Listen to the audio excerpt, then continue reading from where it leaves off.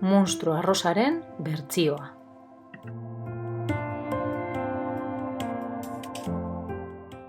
Jaio aurretik, dagoeneko besteak ez bezalakoa zen.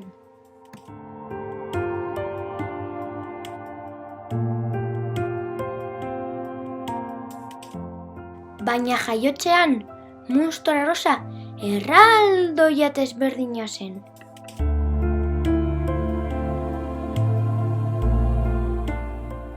Besteek barre egiten zuten bere kontura, eta bera oso txarto sentitzen zen.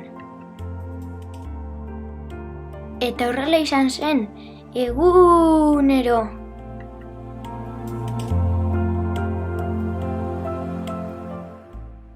Baina egun batez eskultatzen banaiz zer gertatuko da.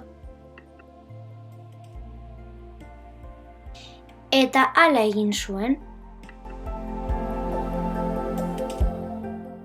Hurrengo eguna iristean, eskutatu egin zen.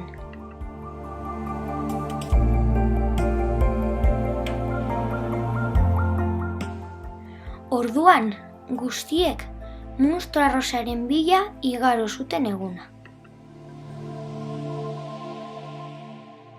Gurasoek ere bilatu zuten, baina ez zuten egun osoan aurkitu.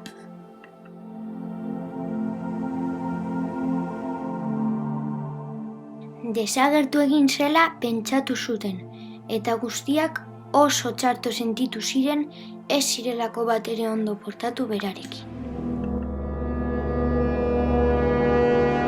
Negar eta negarari ziren.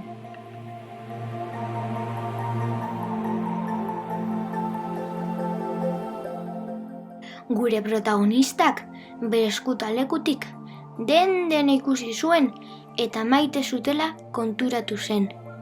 Orduan, agertzea erabaki zuen.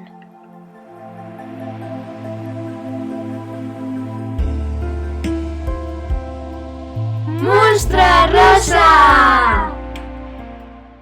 Ikusterakoan, besarkadak eta musu asko eman zizkioten munstro arrosari. Azkenean, familiakoen artean, erabaki zuten gure protagonistarentzako egun berezia antolatzea, guztiak bera bezala mozorratuz.